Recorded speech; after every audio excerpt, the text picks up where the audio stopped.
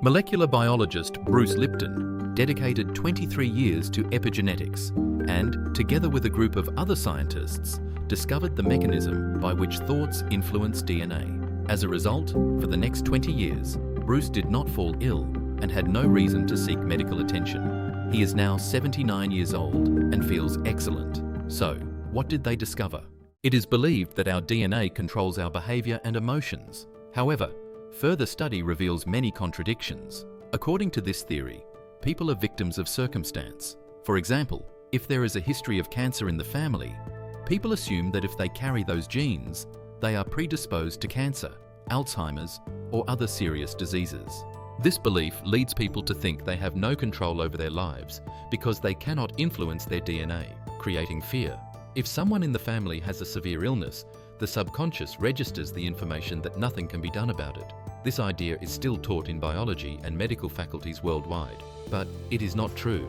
Molecular biologists, epigeneticists, and quantum physicists have conducted numerous experiments with stem cells, proving otherwise. When a person looks in the mirror, they think they see a single entity.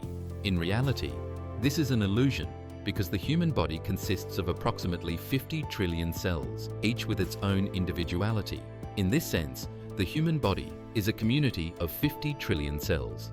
Every day, billions of cells die due to natural aging, damage, and other factors. We lose hundreds of billions of cells daily. This raises a logical question. If I lose so many cells every day, how long can I sustain life? The answer is quite interesting. Along with losing billions of cells, new billions appear in their place.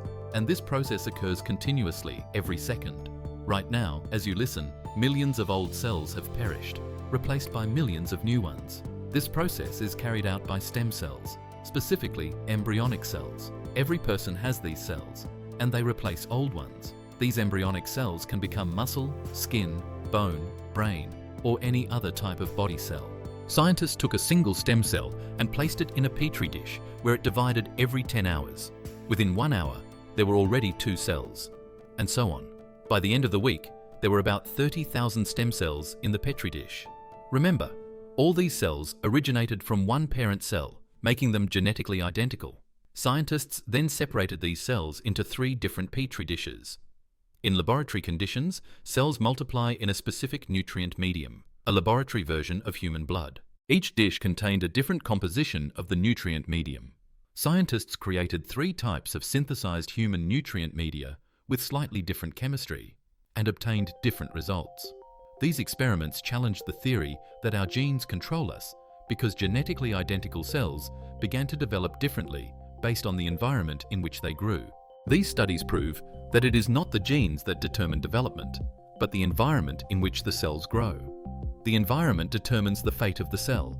As mentioned earlier, a person is not a single cell, but a collection of 50 trillion cells beneath the skin. In a sense, a human is like a petri dish covered in skin.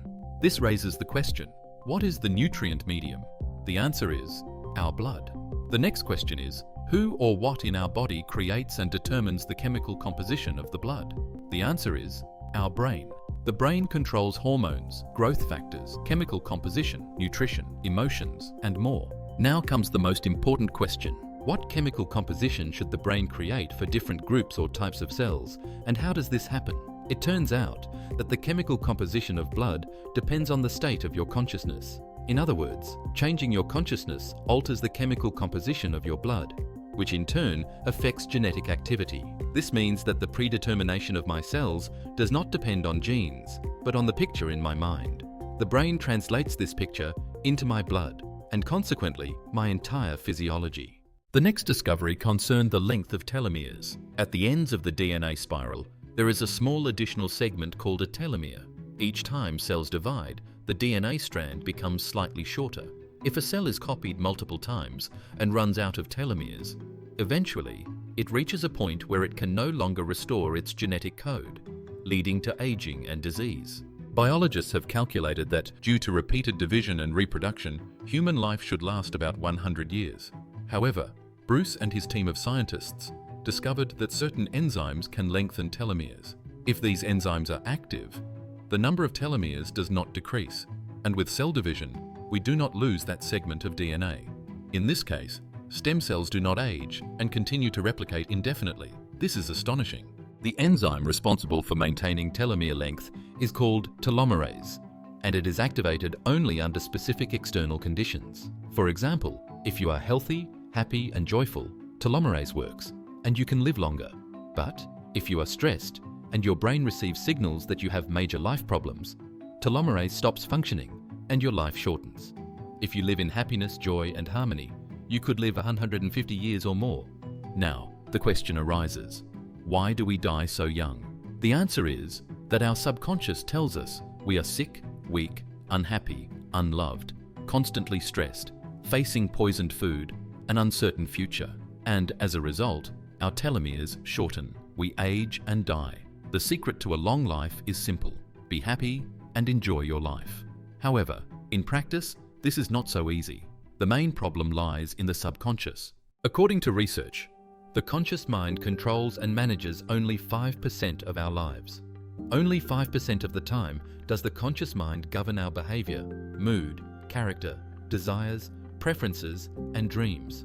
The subconscious controls the remaining 95%. When the conscious mind is engaged in thought, the subconscious takes full control. The problem is that how the subconscious controls our lives was programmed by our parents and immediate environment during childhood, up to the age of 7. Research has shown that 70% of these subconscious programs undermine self-confidence and sabotage a happy and joyful life. If 70% of the subconscious mind contains negative and destructive information, you can imagine where we are headed. For 95% of our lives, our subconscious is in control, and in 70% of cases, it drives us toward failure. But it is not all bad news. Returning to the discoveries of molecular biologists, the conscious mind directly influences the chemical composition of our blood, which serves as the nutrient medium. This, in turn, affects genetics, meaning we create our own future. You can believe you are successful or unsuccessful, and that belief determines your success. Henry Ford once said, "Whether you think you can or you think you can't, you're right." This means belief is the key factor. Negative thinking can create any disease and even lead to death. If you truly believe you are dying, you will die, because your belief controls your body's biology. Belief can be both positive and negative. In the case of a negative effect, it is not called the placebo effect, but the nocebo effect, and scientists have already proven this. Positive thinking can heal us, while negative thinking can send us to the grave. This explains why so many people around us are sick. Your life is a printout of your subconscious programs. What can be done? If you want to learn tennis, you train and practice every day. At some point, you do it automatically, without conscious effort. It becomes a habit, meaning it is recorded in the subconscious as a new program. To overwrite a negative program, behave as if your desired state is already true, and repeat it until it becomes habitual. So, life is a printout of your programs. Let's replace bad programs with good ones. What do you think of these scientific discoveries? Feel free to leave a comment. If you like this video, please like and subscribe so you don't miss the next interesting videos. See you very soon.